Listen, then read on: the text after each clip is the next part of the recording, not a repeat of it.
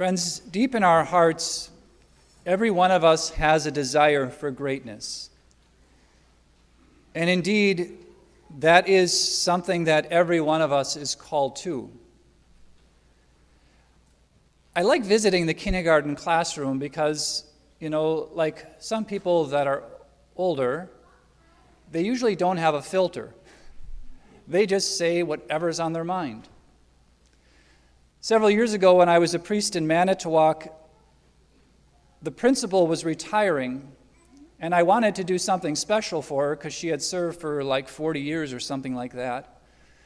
And so I got an idea I stole, I have to admit, that I would have all of the classes in the schools do a recording of a Hail Mary, and then have the teachers introduce mysteries of the Rosary, and then string them all together in an audio CD for her that she could listen to in the car that had all of the children and all of the teachers on it through an entire Rosary. So as I was going around the classrooms, I stopped in by the kindergartners to get the recording, and I said, "All right, everybody, we're going to do a recording for Mrs. Bender. When I say go, I want you to say a Hail Mary. Well, let's do a practice one." Well, they were all over the place. I said, "All right, let's try one more practice, and then we'll have a go at it." And as we're practicing, one of the little boys raised his hand, and he said, "Father, yes, is this going to make us famous?" I said, "With Mrs. Bender, maybe. But with the world, probably not." Even a 6-year-old can recognize a desire within him to be great. And we can too, right? How many watched the Brewers last night? Or listened to them at least? How many of you listened to them 2 months ago? Okay, so we got a few faithful fans here. Association with greatness that happens in sports. I have very little interest in baseball. I never grew up playing it, but I tell you what, I tuned in for the last inning last night to see if they could pull it off. The same thing with the Packers. More inclined to watch them if they're going through an undefeated season rather than they're going through a season where they've been beaten a number of times. So what is that call to greatness? It's a call instinctual, I think, in every single person. But oftentimes that desire for greatness is misguided. James and John today display that desire for greatness. They're called the sons of Zebedee, and sons of Zebedee meant sons of thunder. These guys were probably pretty rough. It meant they were intense. And they come to Jesus asking this question, "Grant that in your glory we may sit one at your right and the other at your left." You see that desire for greatness. The perception of Jesus and the Messiah at that time was that the Messiah would be the new David. And David was the greatest military and political leader and religious leader that Israel had ever had in its history. Everyone was looking forward to the new David. Why? Because the history of Israel, as I've mentioned before, was who would be conquering Israel. Who was Israel a vassal to since the time of David? And so they were waiting throughout their history for a new David that would come and sit on the throne, grant them military conquest, and give them nice, we say they were looking for nice, cushy government jobs next to Jesus. That's what they wanted. But notice what Jesus does. He recognizes their misplaced ambition. Desire for greatness, yes, wonderful. But to sit at his right and his left in what they thought would be his kingdom on earth, notice how the Lord redirects it. Do you know what you are asking? Can you drink the cup that I drink? The chalice that I drink? That chalice, ultimately, friends, the bottom line is suffering. Are you willing to suffer with me? You want glory. Great. But are you willing to suffer with me for it? There is no thing greater in the universe than God. If our desire for greatness is met in a symbolic way or in a limited way on things of this earth through sports teams or through recordings or media, then it's only a shadow of the greatness that God is calling us to in the greatness of sharing his divine life, which is, at the root of it, the greatness that every one of us are called to. But Jesus today turns that on its head. Normally, when we conceive of greatness, we consider ourselves great maybe because people serve us, because we're the center of attention, or because everyone looks to us for answers.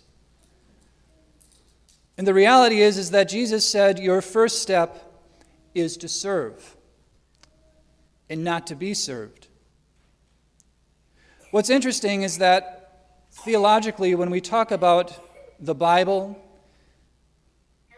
and the throne on which Jesus rules, we say that it is the cross. The manifestation of the greatness of God is manifested in his love and his mercy on the cross.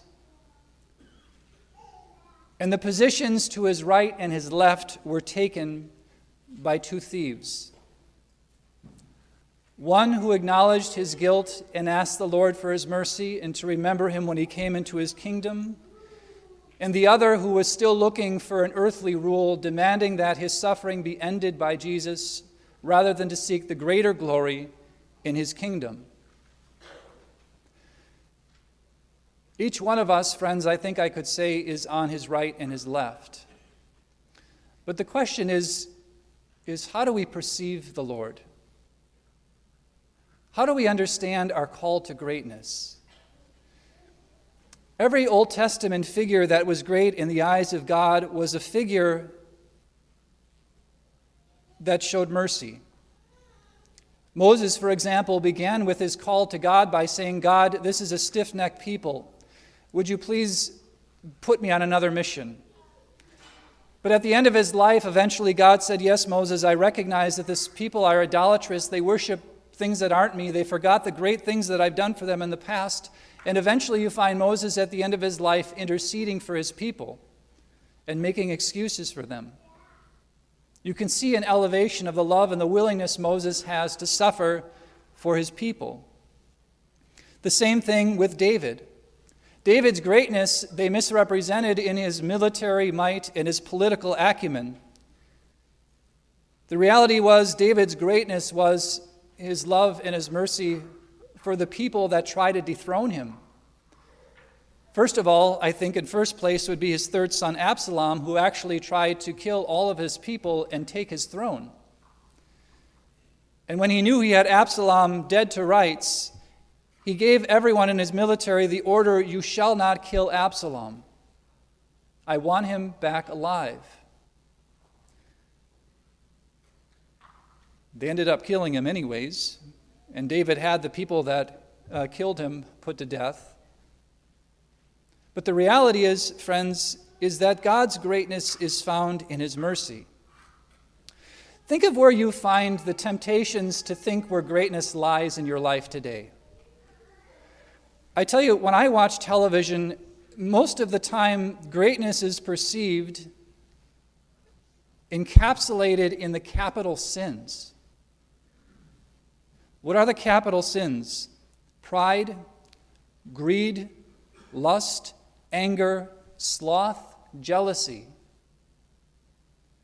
Most of those things cover the entertainment, what we perceive as entertainment value in the media that many of us take in on a daily basis.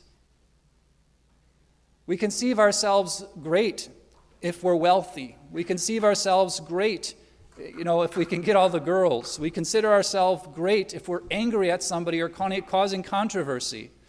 I guess I can believe Jerry Springer is still on. That show's been running forever. But it draws an audience because it conceives its greatness oftentimes in the capital sins. So what should we be looking for greatness in? Pride, the contrary, is humility. Greed, the contrary, is generosity. Lust, in the virtue of chastity. Anger, in the virtue of patience. Diligence, in the face of sloth. And gratitude, in the temptation of jealousy. Where does the greatness of God lie in your life? The greatest, of course, as the Lord shows us on the cross, is that of mercy and forgiveness. And friends, you know that if you have something big to forgive, it costs you. When Jesus says, "He who does not forgive his brother from his heart," it doesn't mean heart, it means guts. If you do not forgive from the guts of your very being, you can have no share with the Lord. Greatness, yes, but how? Obviously, the Lord leads the way, who he himself literally poured out his blood and water from his side on the cross and had nothing left. Because of this, Ephesians tells us that God highly exalted him and bestowed on him the name above every other name, so that at Jesus' name every knee shall bend, every tongue confess that Jesus Christ is Lord, to the glory of God the Father. And may we recognize, too, the glory of the Lord in his love and mercy for us, who did not come to be served, but to serve, and to give his life as a ransom for many, and for each one of us.